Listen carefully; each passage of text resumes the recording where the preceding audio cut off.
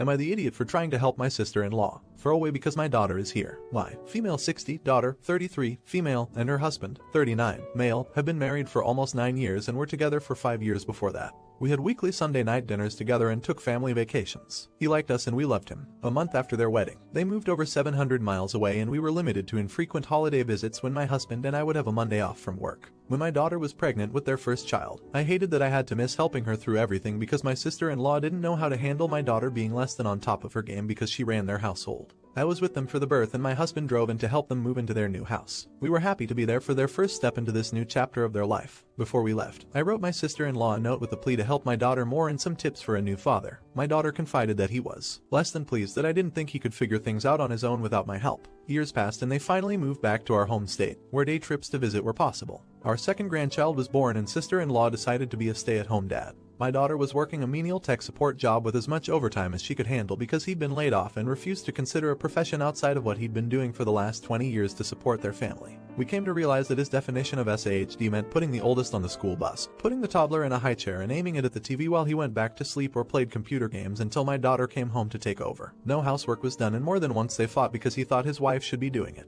She did not agree. When I came to babysit one weekend, I wanted to help get her out from under the mountain of housework that wasn't being done while she was working and found bank statements. They've never had a joint account. The little bit that my sister-in-law was making from a side gig was being spent at the liquor store and, based on the timestamps of the charges, he was leaving at least one kid alone to get his fix. I worried about my daughter and the safety of my grandchildren, but I knew better now than confronting my sister-in-law directly. Instead, I contacted his parents and told them what I'd learned and asked for help in getting their son to straighten up. Rather than help me, they called their son and inflamed our conversation. That night my daughter called me and asked how dare I go through their mail, contact her in-laws, and accuse her husband of being an alcoholic and neglectful parent. I tried to point out that she doesn't know what goes on at their house while she's working so many hours, which didn't help. Now she barely talks to me when we used to have daily phone conversations. I feel I was justified. Would I be the idiot? Comments before the update. You're the idiot votes to heart and called my daughter Abby. I apologized for stepping over previously unknown boundaries and from that point on, I would wait for her to ask me for help than try to step in unsolicited. Things were still chilly, but warming from her, but her husband refused to speak to me, much less occupy the same room. I didn't try to change his mind. I just wanted to be in a position to help my daughter and grandsons. As overworked and distracted as she was, those boys are Abby's life and she'd lay her life down before letting them be hurt. I was given permission to have the boys for a weekend to give the grown-ups some alone adult time. The rest I've heard from Abby. She decided to treat them to a dinner out since she had some unexpected overtime pay and wanted to eat something that didn't come out of the freezer. While at the restaurant, in the bar waiting for a table, he immediately started drinking. He didn't stop until she mentioned that she didn't have the money for a binge, just a decent dinner. He didn't like that and sulked while Abby tried to make the most of their free night. After leaving, he asked why she was in a mood. Floodgates opened and she told him every grievance and frustration she'd had since the baby had been born almost 3 years ago. For the second time in a month, he told her, if you're so freaking unhappy, just leave. Get the frick out. The first time he said that, she just drove away until it was bedtime for the boys. This time, she packed a week's worth of clothes and came here, telling me and her father everything. This isn't the first time they've had to take a break, but she says she's not going back this time. School's out for the summer and her father and I are happy to watch the boys for her while she is commuting to work, but she's considering quitting that job to get something closer to here. Her soon-to-be ex has only come out of his fog to request time with the boys once. He is having to move in with his parents as Abby told him that she flat out refuses to pay more rent for a place she hated and never wanted to live in the first place. He and his parents will have the boys for 3 weeks this summer when everyone's plans get finalized. They're heading toward divorce and I'm not sad over it now. Even Abby says that the man she's separating from isn't the man she married. Only place to go from here is onward and upward. Not the idiot. What matters is that Abby got out of a miserable marriage to an alcoholic who was neglecting their kids. And Abby knows that her parents always have her back and that she can do this and navigate her divorce with your support. It's best to continue with what you're doing, supporting Abby and your grandkids and giving advice when Abby asks, but letting Abby handle her ex and divorce. Not the idiot. Make sure to have a family law attorney on hand before you guys let the kids go to son-in-law and his parents' house for 3 weeks this summer. I wouldn't put it past them to try to do some shady custodial shit. Make sure your daughter's custodial rights are protected, or at the very least, that you've gotten the ball rolling to do that. Document everything, especially those liquor store receipts that corroborate dad's negligence leaving the kids alone while he went to get booze. Glad your daughter is finally finding her way out of a toxic relationship.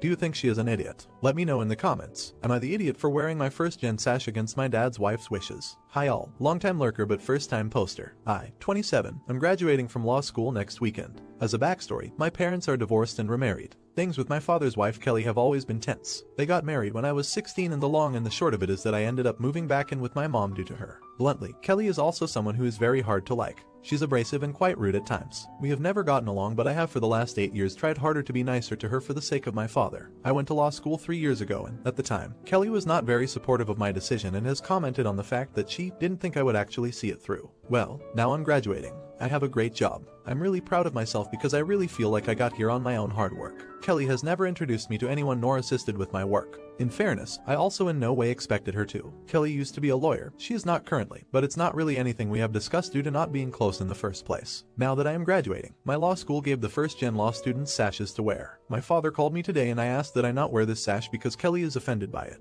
She thinks that I do not consider her family and I am also therefore not a first-generation lawyer. I got frustrated and told my dad that they're both welcome to not come if it offends her so much because I am wearing my Gen 1 sash. My dad got upset as well and essentially said that it's not a big deal to not wear the sash and my sash is invalid due to Kelly being his wife, and thus my stepmother. We ended the phone call on a bad note. Am I the idiot for refusing to not wear my sash for Kelly? I have tried to be diplomatic with Kelly, and I worry this may be the wrong hill to die on. I understand that it's just one graduation, and I wonder if I'm making a big deal out of nothing. On the other hand, I'm really proud of myself. No one else in my family is a lawyer and I will be the first. So Reddit, am I the idiot? Comments before the update. Not the idiot. She sounds like an insecure and controlling shrew. Why would she possibly care about your sash? She's making your graduation about herself, and your dad is feeding right into it. She needs to get over herself, and your dad needs to get his priorities straight. Not the idiot. She's not your mother, so you definitely are a first gen. Wear the sash proudly. She sounds horrible. BTW. Explain that had she ever acted like a mother, i.e. supportive life cheerleader, you might have seen the issue differently, but she didn't so you don't.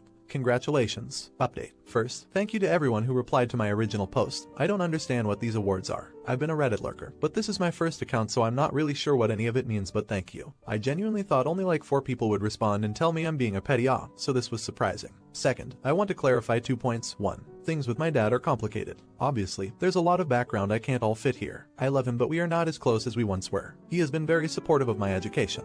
He has also struggled with expressing that he is proud of me. Suffice it to say, I got very choked up at internet strangers telling me they are proud. 2. It's actually a stole, not a sash. My mistake. Lastly, my update. I texted my dad after our call and told him that I was sorry for becoming frustrated but I would still wear the sash and meant no offense by it. He apologized to me over text as well. I went out to dinner with my father, Kelly, and paternal grandmother on the night before graduation. It was the typical awkward time. We went to Kelly's favorite restaurant, of course. Dad asked privately before dinner that I not confront Kelly, so I did not. I reiterated to him that I thought this conflict was ridiculous and that I was disappointed he chose to act this way. He apologized again and agreed. He hinted that there was some other deeper issue happening between him and his wife. I said that was not my business and they should work through it, rather than take it out on others. We left it at that. On my day off, I wore my sash, stole. It was a very nice graduation. Lots of photos with my family. Lots of cheering. Kelly was tense and unpleasant, as usual, but I smiled and ignored it. I had a lovely time. I also wrote Kelly a note that I gave her as I left. I told her in the note that it was not my intention to hurt her feelings, but also my school is recognizing that I do not come from parents who are lawyers to celebrate my work.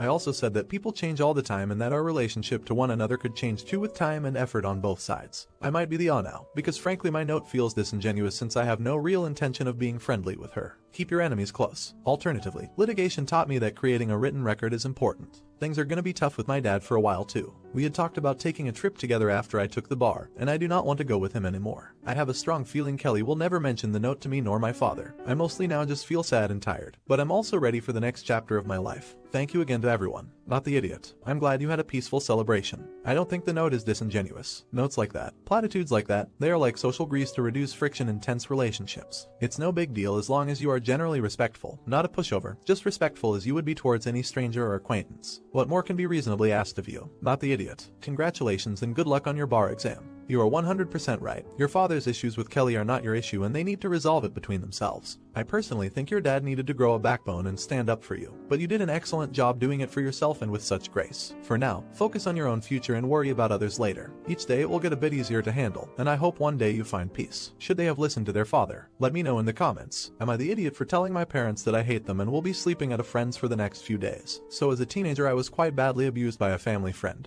He was my age and he did all the abuse at school. I kept it a secret until a few days ago when I decided to tell my mom and dad about the abuse. All was okay until my mom told me her and dad knew about the abuse. Now that would have been fine if dad wasn't constantly bringing him to the house and letting my abuser work for him. So they were knowingly letting my abuser get close to me. I got super pissed, told them I freaking hated them, packed up all my poop and am currently staying with a friend until I can get a bus back down to my place. My parents have been blowing up my phone trying to apologize, explain why they did what they did. But I have not answered as I don't know what to say. Honestly, part of me doesn't want to see them again, but the other part of me feels like an idiot for not letting them explain why. Am I the idiot? Comments before the update. Not the idiot. If they knew about the abuse and kept your abuser in close proximity to you, they're just as guilty as the abuser. I'm sorry you experienced this. Not the idiot. There's no excuse for that. They utterly failed in their first job as parents, keeping you safe. The fact that it is now making them feel bad that you know about it is ridiculously immaterial, and frankly pretty gross. Update. So I know it's only been a day, but I got a bus ticket for later today back down to my place, so I thought I would have one last chat with my mom and dad before I cut them out completely. I said I would just listen to why they decided to do what they did, and they didn't have a good enough reason. They were saying how they didn't know what to do, and dad thought that by acting like his father. My abuser lost his father in a motorcycle crash. He would stop. I then asked them why they failed to protect me as parents. They had no answer and kinda just looked down at the floor. I told them that they are lucky I was so strong and got through my eating disorder and other issues myself, because from now on I would be doing everything myself. I also added that I would be keeping in contact with my younger sister, and if anything like this happens I will be calling the police and getting custody of her, so you better not frick up with your other daughter. I'm keeping an eye on my sister. I told them that this would be the last time they would see me, and I got up and left. Both mom and dad cried a lot and begged for my forgiveness but refused and left. Thanks so much for the messages. You gave me strength to do this, and I love you all. Not the idiot. I always found it strange when people couldn't stand up for themselves against poor treatment from their family. When I read the original story, I assumed that would be exactly what their excuse would be if you had talked to them. Something along the lines of hoping your abuser being close would cause some sort of change. Congratulations on standing up for yourself. It's too bad your parents couldn't do it for you. I don't have any kids, but I couldn't imagine letting someone abuse them and inviting said person to be around while it happened.